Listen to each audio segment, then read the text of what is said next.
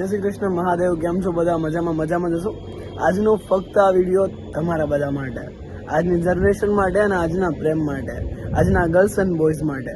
કદાચ વિડીયો થોડોક લાંબો પણ હોઈ શકે છે ને ટૂંકો પણ હોઈ શકે છે. જ્યાં સુધી મારી વાત ખતમ ના થાય ને ત્યાં સુધી પ્લીઝ આ વિડીયોમાં બન્યા રહેજો. કારણ કે આ વ્લોગ નથી, આ વિડીયો છે ફક્ત તમારા માટે. કારણ કે સાહેબ અત્યારની જે રિલેશનશીપ છે ને એક એવી થઈ ગઈ છે ને કે જેમાં એકબીજા સાથે શક, એકબીજાને કેર ન કરવી, એકબીજાને લવ ના કરવું, એકબીજા ઉપર ગુસ્સો, બહુ બધી ટેન્શન, ડિપ્રેશન.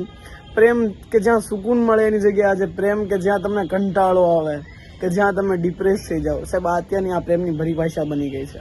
બટ ના યાર, પ્રેમ એટલે એકબીજાને સમજવું, એકબીજાના દુઃખમાં સાથ આપવો અને એકબીજા માટે હંમેશા લોયલ રહેવું. બટ અત્યારે આ ઇમ્પોસિબલ થઈ રહ્યું છે. સાચું કહું ને તો એકબીજા ઉપર શક કરવાથી પ્રેમ વધે છે. કારણ કે એકબીજાને ખોવાનો ડર વધતો જાય છે. જે તમારા ઉપર થોડોક પણ શક કરે છે ને તો સમજી જજો કે એ વ્યક્તિ તમારા માટે સિરિયસ છે અને એ વ્યક્તિ તમને ખોવાથી ડરે છે. બાકી આ દુનિયામાં કોઈને કંઈ કોઈનાથી પડી નથી. કોઈ કંઈ બી જાય, ક્યાંય બી જાય, કેવા બી કપડાં પહેરે, કોઈ બી જોડે વાત કરે ને તો ટાઈમપાસ વાળા વ્યક્તિને કંઈ પડી નથી હોતી. બટ જે વ્યક્તિ તમને સમજાવે છે કે આ વ્યક્તિ જોડે વાત ના કરે, આ વ્યક્તિ સારો નથી, તો પ્લીઝ એની વાત માનજો. કારણ કે છે ને અત્યારની જનરેશનમાં બહુ જ થઈ રહ્યું છે. કારણ કે કોઈ વ્યક્તિ ઉપર વિશ્વાસ કરવા જેવો છે જ નહીં.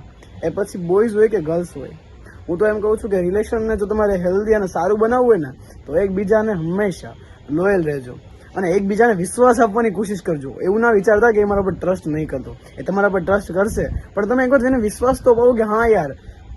બટ તમે એનો ફોન, જ્યારે એ વ્યક્તિ તમારી પાસે ફોન માંગે છે, તમે એમ કહો છો કે ના યાર તને મારા પર વિશ્વાસ નથી. ના યાર, તમે એને પ્રેમથી કહી શકો હાલે મારો ફોન, તું મારો ફોન લઈ લે ને જોઈ લે તારો ફોન. ત્યારે એ વ્યક્તિને એક અંદરથી વિશ્વાસ બેસે ના કે આ વ્યક્તિ મારું છે. પણ તમે જે ત્યારે ક્વેશ્ચન કરીને બેસશો કે તને મારા પર શક નથી, તો યાર એ વ્યક્તિ અંદરથી એક મેન્ટલી ડિપ્રેસ થઈ જશે. ના યાર, આવું ના કરો. જો તમે સાચે જ એના માટે લોયલ છો તો પછી બીવાની જરૂર છે જ નહીં ને. એને કહી શકો છો કે લે મારો મોબાઈલ, આ મારો પાસવર્ડ. તું જોઈ શકે છે કોઈ જોડે વાત નથી કરતી અથવા નથી કરતો. કારણ કે સાહેબ રિલેશનશીપ એટલે એકબીજાને સમર્પણ કરવું, પોતાની જાતને સમર્પિત કરી દેવું. ના કે એવું કેવું કે તમારા પર ટ્રસ્ટ નથી કરતો ને આવું ને તેવું ફલાણું. ના યાર, આ નથી પ્રેમ. એટલે એકબીજાને સમર્પણ કરી દેવું, એકબીજાથી કોઈ પણ વાત ન છુપાવી. યાર જો તમે કોઈ વાત છુપાવો છો ને એ વાત કોઈ બીજા વ્યક્તિ થ્રુ એ વ્યક્તિ પાસે જાય છે ને ત્યારે એ વ્યક્તિને જે દુઃખ થાય છે ને એ કદાચ એ દુઃખની તમે કલ્પના પણ નહીં કરી શકો. અને દેટ્સ રિયાલિટી. કે યાર થાય છે એવું કે ગર્લ્સ અથવા બોયઝ કોઈ પણ પોતાની જે સિક્રેટ વાત છુપાવે છે ને જ્યારે કોઈ થર્ડ પર્સન દ્વારા એ વાત એને જાણકાર એને મીન્સ એ વાત એને ખબર પડે છે ને ત્યારે એ વ્યક્તિ છે ને સાવ ભાંગી જાય છે. અને દેટ્સ રિયાલિટી યાર. અને કદાચ આજની જનરેશનને આ સમજવા જેવી વાત છે કે યાર તમે જો પ્રેમ કરતા હોય ને તો એકબીજાને પોતાનું બધું સમર્પણ કરી દો યાર. જો એ વ્યક્તિ તમારા માટે ફૂલ સિરિયસ છે ને તો તમે એને ફોન પણ આપી શકો છો, એને પાસવર્ડ પણ આપી શકો છો ને તમારી બધી જ વાતો એની સાથે શેર કરી શકો છો. કદાચ તમે જ્યાં ખોટા હોય ને એ વાત પણ એને શેર કરતા તમે સંકોચ ના અનુભવો. કારણ કે તમે એને શેર કરશો તો એને વિશ્વાસ બેસે કે હા આ ખોટી છે છતાં મને કહે છે, મીન્સ એક ટ્રસ્ટ બેસે છે. બટ અત્યારની જનરેશન છે ને એક નાનામાં નાની એક જૂઠને છુપાવવા માટે હજારો જૂઠ બોલી દે છે. ના યાર, આવું ના કરો. જો આવું કરશો ને તો એક ટ્રસ્ટ જે કે વિશ્વાસ નામની વસ્તુ છે ને એકબીજા ઉપર ક્યારેય નહીં. અને શંકાના વાદળો એટલા ઘેરા બનતા જશે ને કે જે તમારા સંબંધને તોડી નાખશે યાર.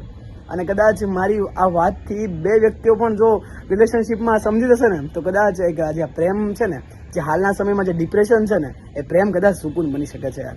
કારણ કે પ્રેમ એટલે એકબીજા માટે હંમેશા લોયલ રહેવું. અને અત્યારે જે લોયલ જે શબ્દ છે ને એ બહુ કદાચ બોલવામાં તો સૌ સિમ્પલ છે બટ એને નિભાવવામાં બહુ અઘરું છે યાર.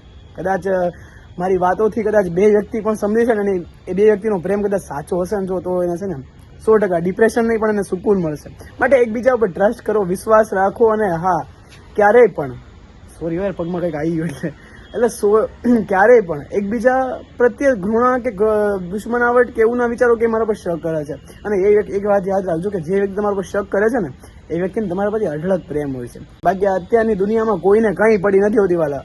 તમને બી ખબર છે. બધા કહે છે કે આ મારી રાધા છે તો પેલા કૃષ્ણ તો બનીને જો, અને બધા કહે છે કે આ મારો કૃષ્ણ છે તો પેલા રાધા તો બનીને જો.